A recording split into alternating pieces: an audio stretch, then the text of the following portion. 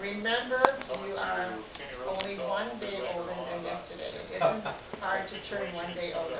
Just forget the numbers and enjoy the day. Good way to look at it. My best to you True. for this year. Yeah, there are several things. It's very difficult to develop a catcher, a major league catcher, caliber of a major league catcher, and it's also very difficult to bring out the You're gonna read my writing. catcher in the middle. Dear Bill, who would have thought that two kids from Chicago who attended rival high Major schools league pitchers. would grow up having children and their children would meet at That's a Alpha chance to do Hotel? that, Bring them up. Their children not only met each other, but fell in love, got married, making of two kids from Chicago. Signed for $4 million in one-year In-laws. contract, and so Hard to far, believe he's been excellent. what a small world it is. But how grateful and happy I am that above the above happened and we with our wives got to be such great friends. Best wishes on your birthday and looking forward to celebrating many more. But the high schools we went to were on the same street as Wrigley Field, actually. And they're only about a mile and a half apart, and they were the two big rivals. The city of Chicago was divided into 4 sections for sports and stuff. And the Schurz, which was Dix, and Blaine, which was Lang, were the two big, every year. One of those two schools was going to be the champion of the North Side schools. It was amazing that, and then to come out here and be united.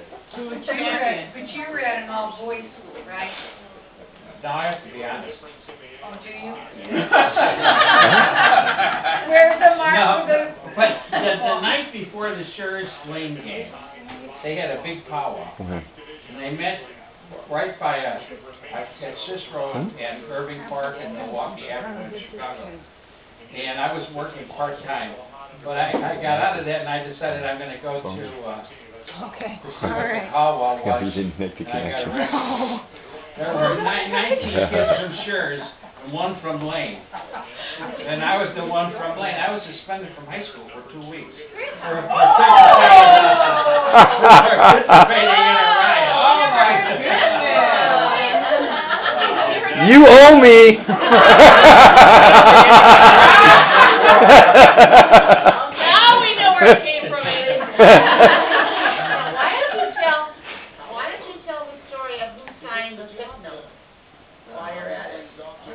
Well, as a junior in high school, we figured going to school 5 days a week was too much. So every Thursday during our junior year, we took a holiday and we'd sign each other's notes for excuses. And there were about 4 or 5 of us, all kids that grew up in the same apartment complex, basically. But one of the times, one of the kids got sick, and his mother signed a note. And it was different from all the other Thursday notes. We got caught on that one, too. What did you do that day that you were off?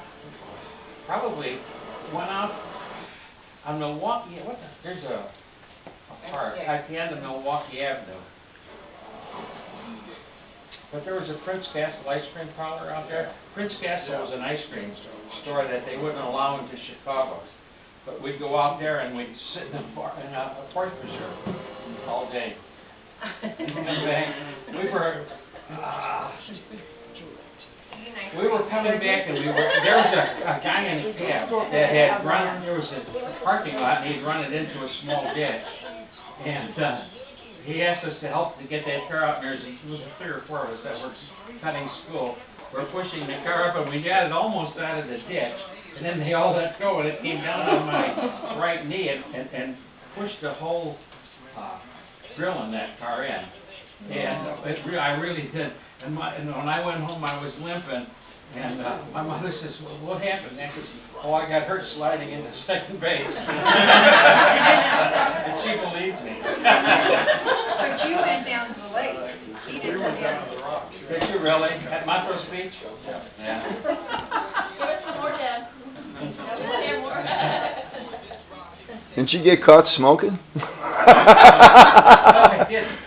Not that I didn't smoke. Bernie caught him about 4 years ago. Enough about Grandpa. One of my buddies, those of you that saw, there were 2 of us that grew up together. And when I'm sitting here thinking, what two people can do, look at this, the crowd, what was I thinking? What two people can do. No, but, oh, that's another story. We were, oh yeah, Stan smoked and I did. He smoked, I mean. Stan's the one with the great grandkids. Then with the 10 grandkids. But see, he was 17 or 18 and he'd smoke, and we thought we were big. We would smoke cigars, actually, about 16 years old and all these kids standing on the corner smoking cigars. And I'd come home and my mother said, "You smell of tobacco." I said, "So we were hanging around Stan, flaming him." Stan smoked. Why don't you tell a story about, if you're talking about, February, tell about how you never got to Korea. I don't know if everyone knows that story. In the Army. Yeah, you got a real high test for it. But that was part of it. I was at an age where I missed World War II by about 3 years. If I was 3 years older, I could have got in World War II. But we got the benefit of all our brothers and cousins and friends that came back. And they said, one thing, don't ever get in the infantry. If you're in the military, stay out of the infantry. And number two, tell them you can type. That was easy. When you go in, they ask you some questions. I put down, I can type. I couldn't type. And they put me in a typing position, and on a military record, you can't make mistakes. And I'd be sitting there typing, and then I'd hit a typographic error, and I'd throw the damn thing away, and then start it all over again. And it became obvious that I wasn't a very good typist. And the major in charge said, "You can't type, Johnson, can you?" And I said, "No, sir, I can." He says, "You got 1 week or your ass is in Korea." Well, my first wife was a great typist, their mother. And within a week, I could type, believe it or not. Yeah, there we go. Yeah. Does anybody have any memories to share? Anybody want to have memories, any memories orally to share? I have one, because I know everyone's going to remember this one, where we get together, the Johnsons and the Carlsons, and we go to the park, and Bernie calls it our park, but it's closest to our house. And so Bill and Bernie always bring extra tables, extra chairs, and barbecue, and all this other stuff. Well, he was done cooking one day, and he decided to throw the coal in the garbage can. But he didn't really look what was in the garbage can, it was filled with paper. Pretty soon we had the garbage can on fire. And so we all said, well, I guess we're banned from this party. That was Mother's Day. Yeah. It was Grandpa's birthday and Mother's Day. What? Yeah, Right. pictures of the fire. They didn't know who burned up the garbage can, but They were running over there. Oh my God, there's a garbage can. Like chained to the tree. And you Yeah. pull it away into the middle. Bryce, how you want? When we were up in Ohio, or was that Sacramento?